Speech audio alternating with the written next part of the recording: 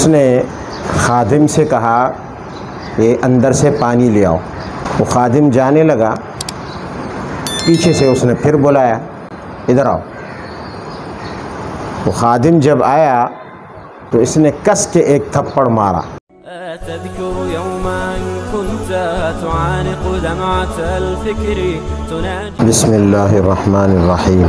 ایک مذاقی شخص بہت مشہور ہیں ملا نصیر الدین کے نام سے۔ ملا نصیر الدین کا ایک لطیفہ ہے کہ ایک دفعہ مہمان اس کے گھر آیا تو اس نے خادم سے کہا کہ اندر سے پانی لے آؤ۔ وہ خادم جانے لگا، پیچھے سے اس نے پھر بلایا، ادھر آؤ۔ وہ خادم جب آیا تو اس نے کس کے ایک تھپڑ مارا اس بیچارے کو۔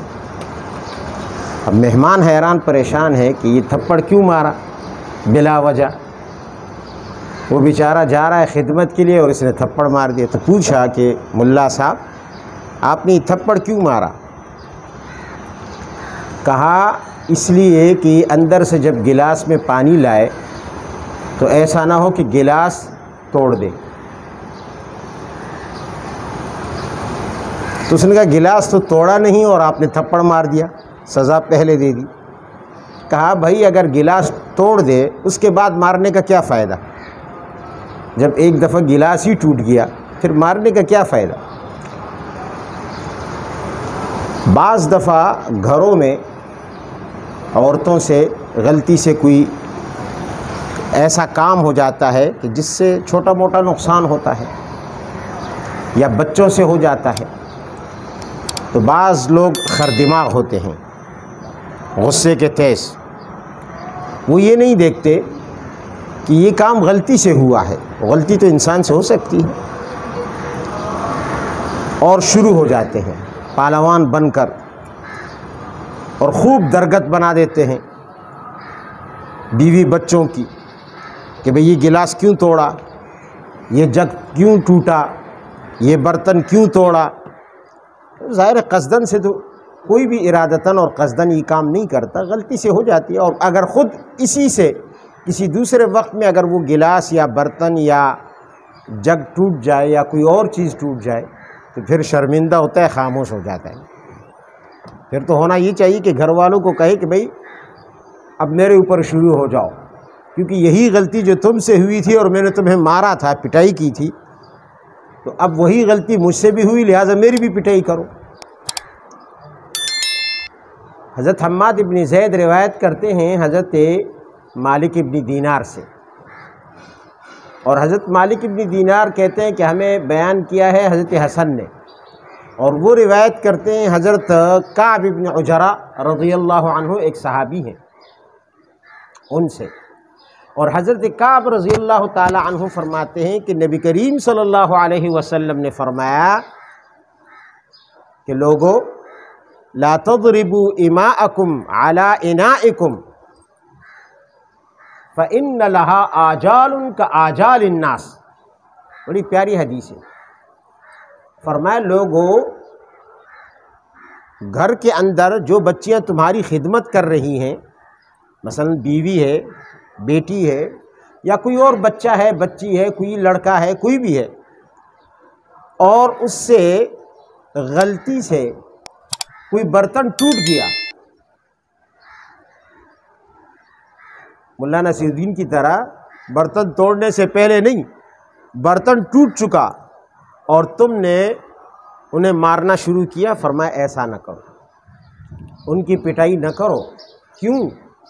آگے وجہ زبردست بیان کی، فرمایا فَإِنَّ لَهَا آجَالٌ كَآجَالِ النَّاسِ۔ جس طرح ہر شخص کی زندگی کا ایک وقت مقرر ہے، موت آتی ہے نہیں آتی؟ موت آتی ہے نا، کسی بھی بہانے سے۔ دیکھو اس دن یونیورسٹی میں لوگ جل گئے، ایک گاڑی میں بم دھماکہ ہوا اور خواتین بھی جل گئیں۔ ابھی تو ان کے کیا کیا خواب ہوں گے، کیا کیا ارادے ہوں گے، کیا کیا منصوبے ہوں گے، ہم یہ کریں گے، ہم وہ کریں گے، لمبے چوڑے منصوبے بنائے تھے، اچانک موت نے ان کو پکڑ لیا۔ تو تو اصل میں ان کی زندگی کا وقت یہی مقرر تھا. بہانہ ان کے لیے بم بن گیا، آگ بن گئی، آگ نے جلا دیا. تو فرمایا کہ جس طرح ہر انسان، کوئی شخص پانی میں ڈوب جاتا ہے، کوئی گولی سے مر جاتا ہے، کوئی بخار سے مر جاتا ہے، کوئی کھڑے کھڑے مر جاتا ہے، بیٹھے بیٹھے مر جاتا ہے. فرمایا جس طرح ہر انسان کی زندگی کا ایک وقت مقرر ہے اور موت آنی ہے، اسی طرح برتنوں کا بھی ایک وقت مقرر ہوتا ہے. فَإِنَّ لَهَا آجال، ہر برتن کے لیے اللہ نے ایک وقت مقرر کیا ہے کہ یہ برتن اس وقت تک صحیح سالم رہے گا، اس کے بعد یہ کام کا نہیں رہے گا، ٹوٹ جائے گا، ختم ہو جائے گا. تو اس کے لیے کوئی بہانہ ہو جاتا ہے. اب بچی کے ہاتھ سے گر گیا یا آپ کے ہاتھ سے گر گیا. اگر بچی کے ہاتھ سے گر گیا اور آپ اس پر شروع ہو گئے وہ قصوروار ہے، اور اگر آپ کے ہاتھ سے گر جائے تو پھر کس طرح خاموش رہ جاتے ہو؟ فرمایا ایسا نہ کرو. لا تضربوا اماءکم علی انائکم، برتنوں پر بچیوں کو مت مارا کرو، اپنے دماغ کو، اپنے غصے کو کنٹرول میں رکھا کرو. نبی علیہ السلام نے فرمایا کہ خیرکم خیرکم لأہلہ وانا خیرکم لأہلی، تم میں سے بہترین شخص وہ ہے جو اپنے گھر والوں کے ساتھ اچھا ہو، اور تم سب سے زیادہ میں اپنے گھر والوں کے ساتھ اچھا ہوں. ہمارے ہاں تو بعض لوگ جب گھر میں داخل ہوتے ہیں تو بیوی کسی کونے میں دبک جاتی ہے، بچے کسی اور کونے میں دبک جاتے ہیں، خاص طور پر رمضان میں. اور بیوی بچوں سے کہتی ہے خبردار، ہاں باپ آ گیا ہے، اب منہ سے آواز نہیں نکالنا، مار دے گا، روزہ ہے اس کا. لیکن روزہ ہے یا بلا ہے؟ یہ کیسا روزہ ہے؟ روزہ تو انسان کے غصے کو اور انسان کے نفس کو مارتا ہے، اور یہاں تو اس کا نفس جو ہے اور متکبر ہو گیا اور سرکش ہو گیا. اب سب ڈر رہے ہیں اس سے، کونے کھدرے میں چھپ رہے ہیں، بچے چھپ رہے ہیں. بھائی کیا بات ہے؟ روزہ لگ گیا ہے، روزہ لگ گیا. یعنی روزے کو ہم نے بدنام کر دیا. اپنی بد اخلاقی کا ذکر نہیں کرتے، سارا الزام ہم روزے پر ڈال دیتے ہیں کہ جی روزہ لگ گیا ہے. استغفر اللہ العلی العظیم. روزہ تو انسان کی خواہشات کو، انسان کے جذبات کو دباتا ہے، نہ کہ ابھارتا ہے کہ انسان کو فرعون بنا دے، بلکہ انسان میں عاجزی پیدا کرتا ہے. ہم نے روزے جیسی عبادت کو بدنام کر دیا، اپنے سے ملبہ روزے کے سر پر ڈال دیا. حالانکہ یہ بد اخلاقی ہماری ہے، یہ بد دماغی ہماری ہے.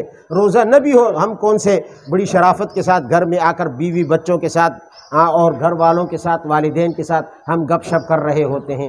ہم سے ہر وقت جو ہے ہم یہ کہتے ہیں کہ بس ہم گھر میں آئیں اور کوئی ہمارے سامنے چوں بھی نہ کر سکے. تو یہ نبی علیہ الصلاۃ کی تعلیمات نہیں ہے. اللہ تعالی ہمارے گھروں کو جنت کا نمونہ بنائے، جہنم کا نمونہ نہ بنائے، اور ہمیں اپنے جذبات اور غصے کو کنٹرول میں رکھنے کی قوت اور طاقت عطا فرمائے. وآخر دعوانا ان الحمد للہ رب العالمین.